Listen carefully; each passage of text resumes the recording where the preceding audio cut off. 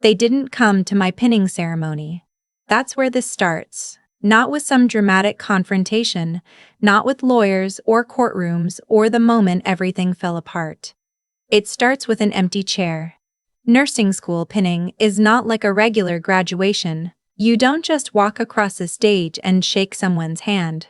Someone who loves you pins a lamp on your uniform. That's the tradition, going all the way back to Florence Nightingale. The lamp means you carry the light.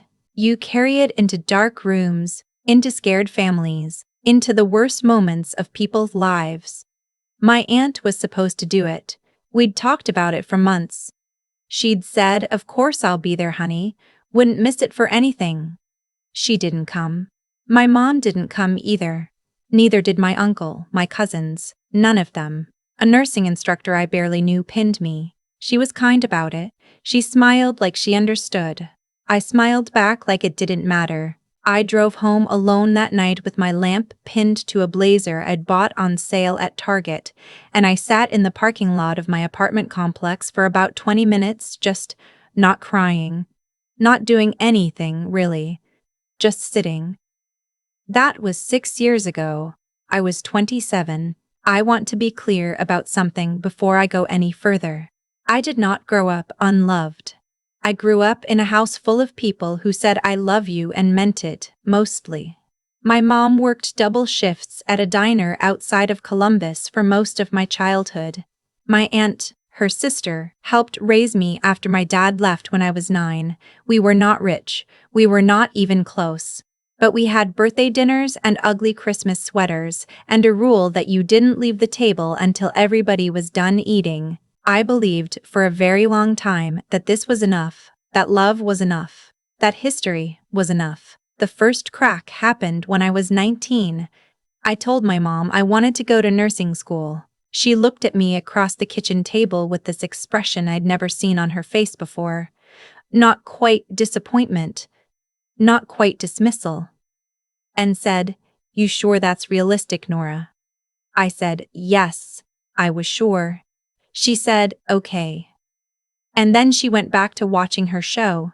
It sounds small. It was small, but I remembered it, the way you remember a paper cut, not because it was serious, but because you couldn't believe something so thin could sting so much. I applied for scholarships, took out loans, worked weekends at a coffee shop on High Street. I got into a program in Cleveland because it was good and because it was 3 hours away. My mom said she was proud of me, and I think part of her was. But she also said, "You know, your cousin Kevin got a job at the plant." Good benefits in the same conversation. I started to understand that my family had a particular idea of what a good life looked like. Steady, local, predictable. And I was not quite fitting into that picture. I graduated. I passed my boards on the first try. I got hired at a hospital in Pittsburgh, a good one, a level I trauma center, and within 2 years I was in the ICU. The ICU changes you. I don't know how to explain this to someone who hasn't worked it. You see people on the worst day of their lives, and sometimes you see them walk out, and sometimes you don't. You learn that the body is both more fragile and more stubborn than anyone tells you.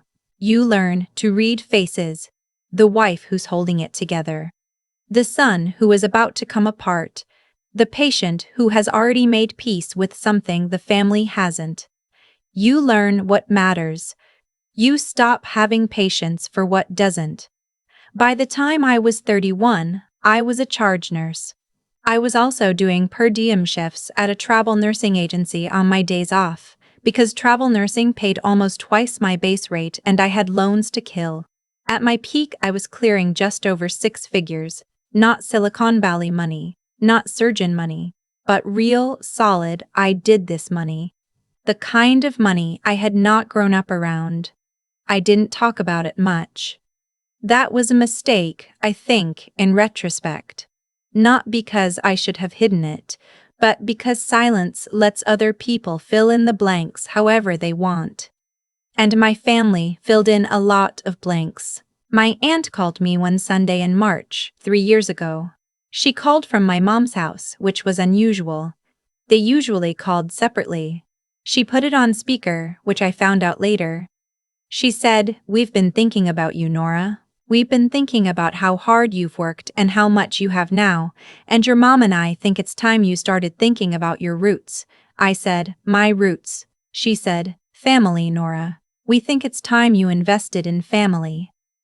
There was a pause. The kind of pause that has a shape to it. She said, "Your cousin Kevin lost his job at the plant. Your uncle's hours got cut. Your mom's car needs a new transmission and she won't ask you herself because you know how she is. We're not asking for charity. We're asking you to help your people." I want to tell you I said something strong and clear in that moment. I didn't. I said I would think about it, and I got off the phone, and I stood in my kitchen in Pittsburgh for a long time looking at the refrigerator.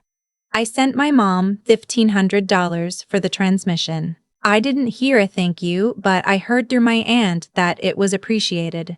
That was the phrase, "it was appreciated." Like I'd dropped off a casserole, that was the beginning. That's what I know now, that the transmission was a test, not a request. That $1,500 was the first pixel of a much larger picture they were drawing. The calls got more frequent after that. My uncle needed dental work. My cousin's girlfriend had a baby and they needed a crib, a stroller, first and last month's rent on a new place. My aunt's roof had soft spots from the last ice storm and the insurance wasn't covering what she needed. Every call came wrapped in the same language: family, roots, what you have, what you could do. Sometimes they mentioned my dad, how he'd left, how they'd stepped up, how they were there for me when he wasn't. That one landed harder than I wanted it to. Over 8 months, I gave them somewhere between $14,000 and $16,000. I say somewhere between because I stopped counting at a certain point, the way you stop looking at the gas gauge when you know you're already running low. The pinning ceremony chair had been empty for years by then. I had never said anything about it to my mom directly. I had carried it quietly because that's what I'd been taught, that you carry things quietly for family, that you don't make it about yourself, that love means you absorb. Then, one Sunday in November, my mom called and said she needed to talk to me about something important. She wanted me to come home for Thanksgiving and bring my checkbook. That was exactly how she said it. "Bring your checkbook." I said, "What for?" She said, "We're going to talk about setting something up. Something permanent. Something that takes care of the family." I said, "Mom, I work 50 hours a week minimum. I have student loans. I have a retirement account I've barely started. I'm not a bank." There was a long silence. Then she said in this very quiet, very particular voice, the one she used when she was about to say something she'd rehearsed, "You know, Nora, some people work just as hard and don't end up with what you have. Some people work hard their whole lives and still need help. I didn't raise you to forget where you came from." I said, "I remember exactly where I came from, Mom. I remember the pinning ceremony." She hung up. I didn't go home for Thanksgiving. In December, the calls stopped. I told myself that was fine, that things would thaw in the new year. Families fight, families recover. I had enough going on. I had a patient load that December that would make most people quit the profession. A staffing shortage that left us rotating doubles. A head charge nurse position that I was being evaluated for. Then, in January, my supervisor called me into her office. She said she'd received a complaint from HR. An anonymous tip had been submitted through the hospital's ethics hotline, a tip claiming that I had falsified documentation on multiple patient charts, that I had recorded interventions I hadn't performed, that patient safety had potentially been compromised. She looked at me across her desk and I could tell she didn't believe it, but she had to investigate. That's how it works. The hospital's legal obligation kicks in and everything pauses while the machine turns. For 6 weeks, I was pulled from charge duties. I was placed on a monitoring schedule. 2 senior nurses were assigned to co-sign my charts for every shift. I had been at that hospital for 4 years. I had a record with 0 substantiated complaints. I had letters of commendation, and for 6 weeks I was treated like someone who might not be trusted with a IV line. I don't fully know what those 6 weeks did to me. I functioned. I showed up, I did my job, I documented everything 3 times over, but something changed behind my sternum, some load-bearing thing that I didn't know the name of until later. The investigation found nothing, because there was nothing. My charts were clean. My documentation was meticulous, as it always had been. I'd been trained by a charge nurse who used to say if it's not written down, it didn't happen, and I had taken that seriously since my first week. The ethics board cleared me completely in February. My supervisor apologized, in the way supervisors apologize, carefully, with HR in the room. She told me I'd be fully reinstated to charge duties. She said, "This shouldn't have happened," which is a very particular thing to say to someone, because it acknowledges the damage without quite owning it. I drove home that evening and I sat with what I knew. Someone had called in a false report. Someone who knew enough about how hospitals work to use the ethics hotline. Someone who wanted to damage me professionally, specifically, deliberately. Someone who was angry. I thought about who had a reason to be angry at me. I thought about the November phone call. I thought about my mom's voice, that quiet, rehearsed voice. I thought about all the things I knew about my family that I had never let myself put together into a single, clear sentence. I hired a private investigator. I know how that sounds. It sounds dramatic, maybe excessive, but I was 32 years old. I had just spent 6 weeks being investigated for something I hadn't done, and I was done absorbing. The investigator's name was a woman named. She asked me not to use her name on mine, so I won't. She was a former county sheriff's deputy who now did private civil work. She was expensive and she was worth it. Within 3 weeks, she had traced the ethics complaint back to an IP address in Columbus, Ohio. She couldn't prove who at that address had made the call, but she could document that it had originated there. The address belonged to my aunt. There was more. My aunt had also contacted 2 colleagues of mine, nurses at a different facility who knew me professionally, and told them, presenting herself as a concerned family member, that I had a substance abuse problem and had been caught diverting medications at my previous hospital. This was also entirely fabricated. My previous hospital had records of my departure in good standing, but mud, once thrown, doesn't always fully wash off. One of those colleagues had quietly stopped returning my messages. I hadn't known why until now. I sat with the investigator's report for 3 days. I read it several times. I thought about the pinning ceremony. I thought about the $14,000 to $16,000. I thought about it was appreciated. I thought about my mom saying, "Bring your checkbook." I thought about my aunt putting the phone on speaker. I had a conversation with an attorney. He was a civil litigator who handled defamation and tortious interference cases. He told me I had strong grounds for both, given the documentation. He also told me the process would be long, expensive, and emotionally brutal, and he wanted me to understand that before we started. I said, "I understand that. Let's start." I also did something else. I called my grandmother. She was my mom's mother, 81 years old, living in a retirement community outside of Columbus. She and I had always had a different kind of relationship, quieter, more direct, less performance. She was the kind of woman who didn't say much but meant everything she said. I drove to Columbus on a Saturday. I sat with her in her little apartment with the bird feeders outside the window, and I told her everything, not the legal parts. I told her about the pinning ceremony, about the chair, about carrying it for 6 years without saying anything, about the money, about the ethics complaint and what we traced it to. She was quiet for a long time.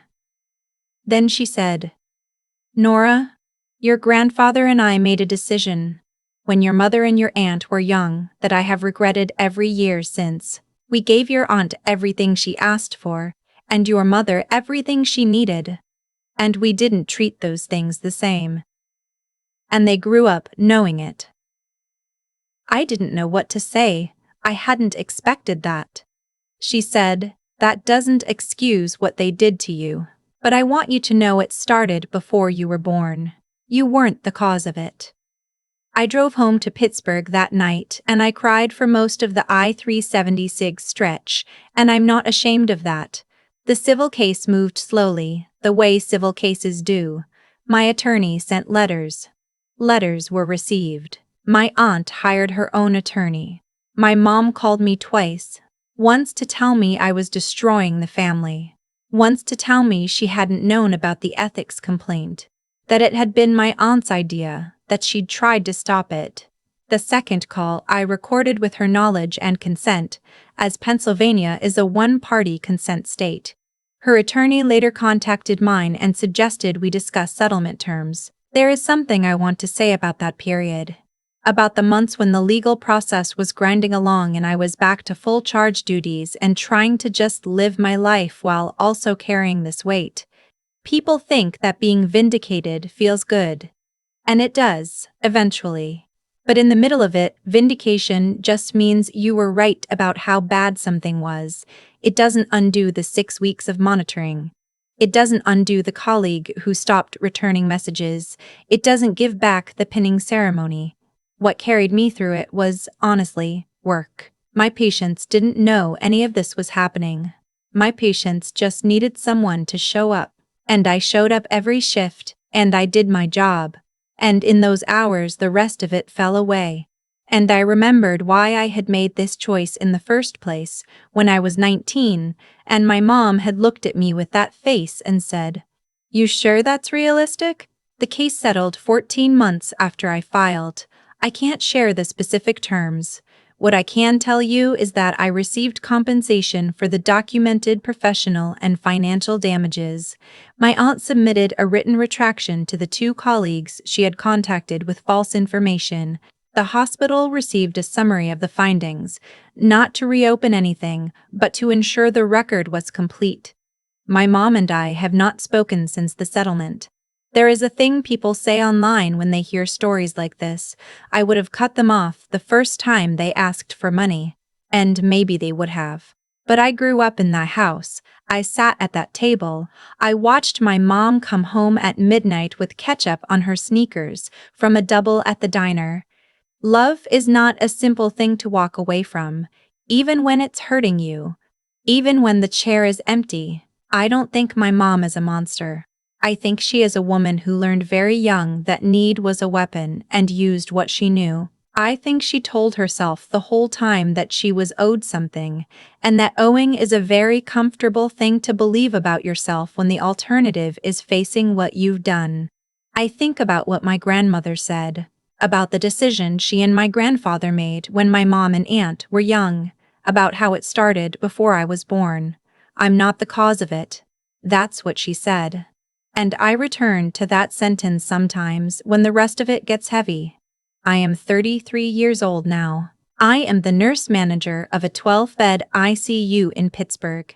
I own a condo with a balcony that looks out over the river, and I drink my coffee out there every morning before a shift, and I let myself have those minutes.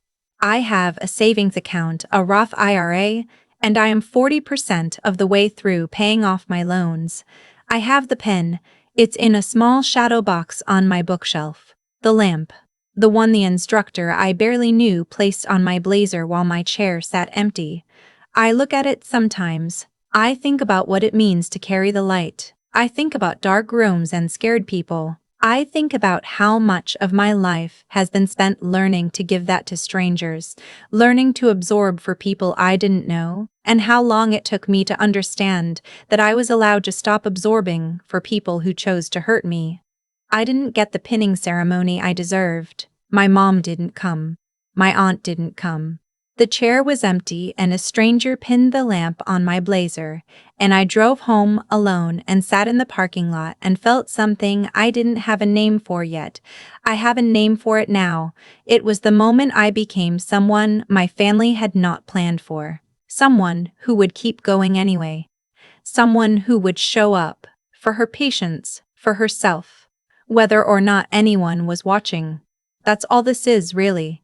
I kept showing up. And eventually, the truth did too. I've thought a lot about what my grandmother said that afternoon in her apartment with the bird feeders outside the window. She said the problem started before I was born. And I believe her, but I also think that knowing the origin of something doesn't release anyone from the choice they made with it. My aunt knew what she was doing when she picked up the phone and filed that ethics complaint.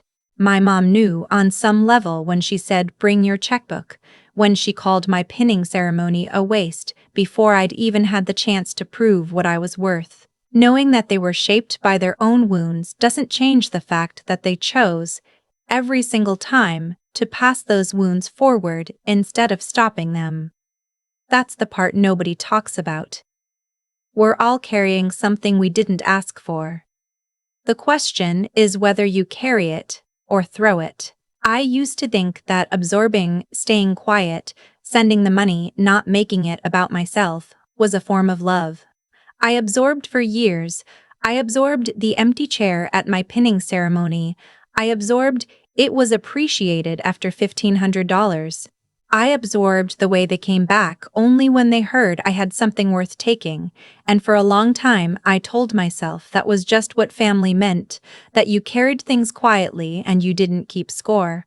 What I understand now is that absorbing is only love when it's mutual. When it only runs one direction, it's just erosion. And you don't notice how much you've been worn down until the day someone files a false report against you, and you're sitting in a supervisor's office being monitored for something you didn't do.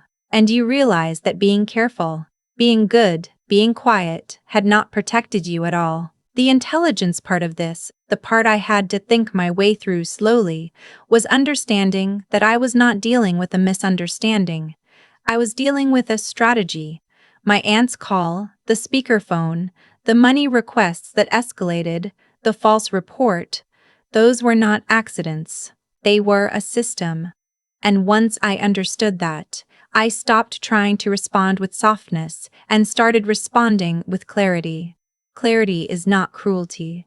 I want to be honest about that, because I think people sometimes confuse the two. I didn't enjoy any of what happened with the legal process. I didn't feel triumphant when the settlement came through. What I felt was tired and then, slowly, lighter. The way you feel lighter when you put down something very heavy that you'd stopped noticing you were carrying. The thing about showing up, for your patients, for your work, for your own life, is that it compounds. Every shift I worked during those 6 weeks of monitoring, every chart I documented meticulously, every dark room I walked into and did my job in. That was the record. Not just the legal record. The real one. The one that no ethics complaint could erase because it lived in the people I'd cared for and in what I knew about myself. My family bet that I would fold. That I was still the girl who sat in a parking lot alone after her pinning ceremony and didn't say a word about it. I was that girl once. I'm not anymore. And I think that's the only thing worth saying at the end of all of this. Not that I won, not that they lost, but that somewhere between the empty chair and the settlement letter, I figured out who I actually was. That's not something anyone can take from you, even when they try.